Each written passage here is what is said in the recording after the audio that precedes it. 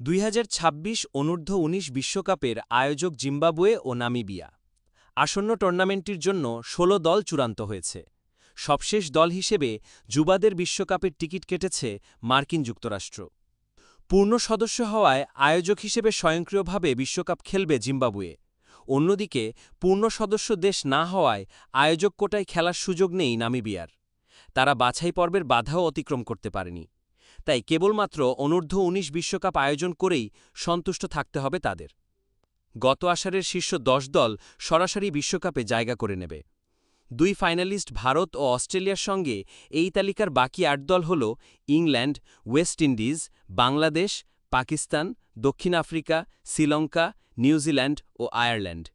বাকি ৫ দল বাছাই পর্ব থেকে মূল পর্বে জায়গা করে নিয়েছে।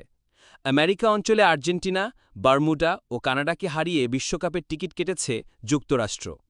আফ্রিকান অঞ্চলের কোয়ালিফায়ারে নামিবিয়াকে হারিয়ে মূল পর্বে উঠেছে তানজানিয়া। পূর্ব এশিয়া প্যাসিফিক অঞ্চল থেকে অনূর্ধ্ব-19 বিশ্বকাপ নিশ্চিত করেছে জাপান।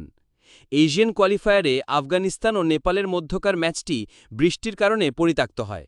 রান রেটে এগিয়ে থাকায় টুর্নামেন্টে জায়গা করে নেয় আফগানরা। অন্যদিকে ইউরোপিয়ান কোয়ালিফায়ারে নেদারল্যান্ডসের বিপক্ষে জিতে মূল পর্বে উঠেছে স্কটল্যান্ড।